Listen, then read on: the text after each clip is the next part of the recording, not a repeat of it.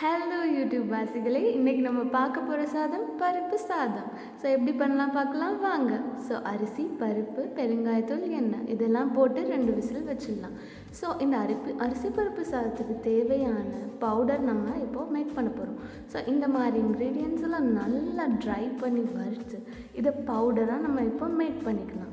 So powder make பண்ண அப்புறம் நம்ம வச்ச அந்த சாதம் எப்படி இருக்குன்னு பார்த்தீங்கன்னா, ஸோ அழகாக பூ மாதிரி இந்த மாதிரி அரிசி வெந்திருக்கணும். ஸோ இந்த கன்சிஸ்டன்சி வந்ததுக்கப்புறம் இதை நம்ம வச்சிடலாம். ஸோ இன்னொரு பாத்திரத்தில் இந்த பருப்பு சாதத்துக்கு தேவையான முந்திரி பருப்பை நல்லா ரோஸ்ட் பண்ணி எடுத்துடலாம். ஸோ லாஸ்ட்டாக நம்ம என்ன பண்ண போகிறோன்னா, இதுக்கு தேவையான தாளிப்பு செய்ய போகிறோம். ஸோ கடுகு, உளுந்து என்னென்ன விஷயங்கள்லாம் தேவையோ அதெல்லாம் ஆட் பண்ணிக்கலாம். சின்ன வெங்காயம், பூண்டு, நெக்ஸ்ட் இந்த தக்காளி எல்லாமே ஆட் பண்ணி நமக்கு தேவையான வெஜிடபிள்ஸ் போட்டுக்கலாம். ஸோ இதில் பயறு போட்டிங்கன்னா இன்னுமே டேஸ்டியாக இருக்கும். என்கிட்ட இப்போ பயறு இல்லை, ஸோ அதனால நான் வெறும் பிரிஞ்சால் அண்ட் பீன்ஸ் மட்டும் ஆட் பண்ணியிருக்கேன். நெக்ஸ்ட் என்ன ஆட் பண்ணியிருக்கேன்னா, நம்ம சீக்ரெட் இன்க்ரீடியன்ட்க்கு நம்ம அரைச்ச அந்த பவுடர்.